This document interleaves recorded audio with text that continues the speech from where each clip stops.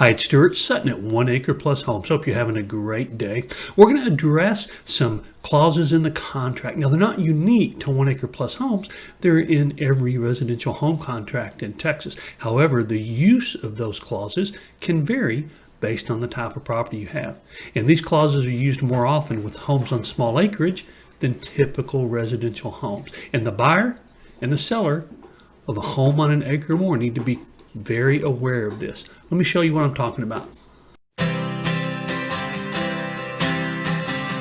So the two clauses we're going to cover, the first has to do with title insurance coverage for the survey.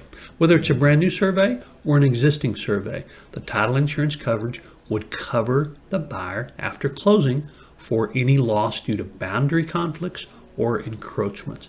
So what does that mean? Well, first of all, the buyer doesn't have to accept this coverage. They could say, we don't want it, it's not necessary. It's kind of like if you look at your auto policy, there's some coverages on there you actually don't need. But your insurance agent might say, it's really cheap for having this coverage, so you might want to just keep it. That's kind of the way some people see this. What I mean, as a buyer, you can make a decision about whether you want it or not. Now, if you decide you want it, then you decide who pays for it, the buyer or the seller. That's just part of the negotiation of the contract, of course. So let's see what the title professional says this coverage is all about.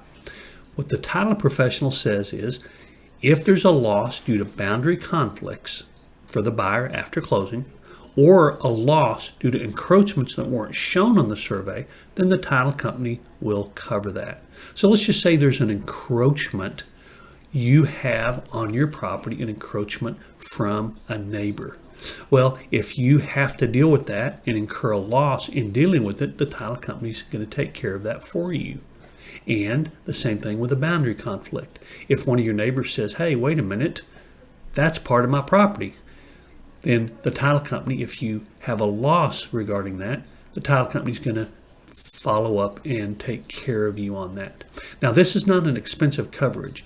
The typical title policy for a $1 million property is $5,571. This coverage is 5% of that amount. Now, it's not included in that. It is extra, but it's a nominal amount compared to the title policy, which kind of shows you it's not very often an occurrence that you're going to have to deal with. But again, it does happen now and then. So this coverage is affordable. The buyer decides who pays for it. It's usually not a big topic of discussion within a contract because it is not really very expensive. So let's go on to the survey. On an acre or more, you typically see the insurance coverage for the survey, and you don't typically see it in a subdivision. And that's because subdivision surveys are so standardized, whereas homes on small acreage, they can vary quite a bit. And there are different variables regarding the creation of the survey. So that coverage is more common with homes on an acre or more, with new or existing surveys. The buyer has a choice of getting a new or existing survey. You can see that here. They can get a new survey and pay for it themselves.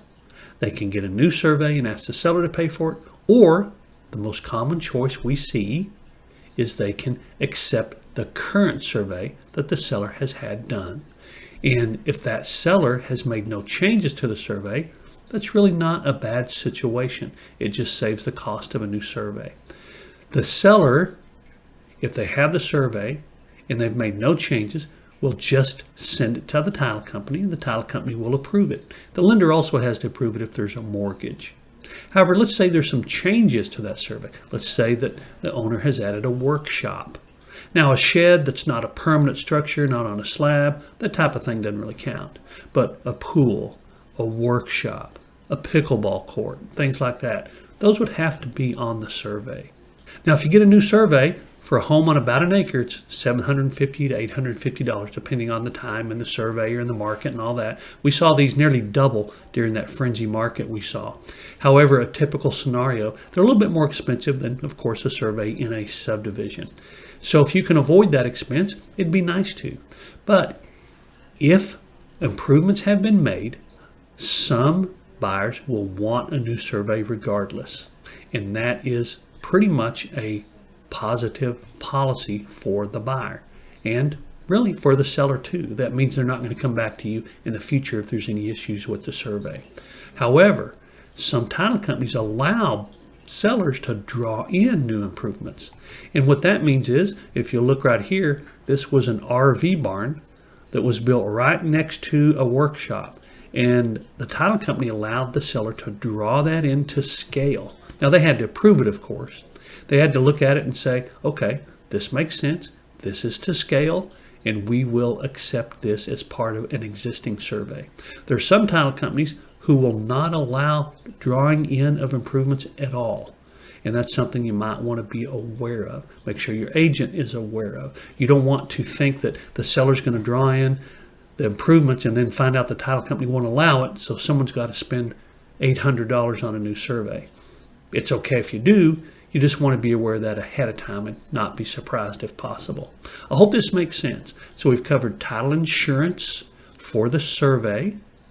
We have covered a new survey, and we have covered drawing in improvements on an existing survey. Those are variables that are more common to homes on an acre or more. You don't see it as often in subdivision homes. You do, but it's just not as common. Because a lot of times people buy a home on an acre or more planning to add a workshop or a pickleball court or a barn or whatever the case is. Hope that makes sense, and I hope this was helpful to you. Now, I have put another video right there for you. It covers the extra costs incurred by buyers who buy homes on an acre or more. A lot of times they're not aware of it. Sometimes they are, but quite sincerely, agents who aren't familiar with homes on an acre or more might not be familiar with the extra costs involved. So take a look at that video. I hope it's helpful, and feel free to subscribe. Go ahead and subscribe to the channel. We put out videos every week. Hopefully you'll find those helpful if you're interested in properties on an acre or more. Hope to see you on the next video.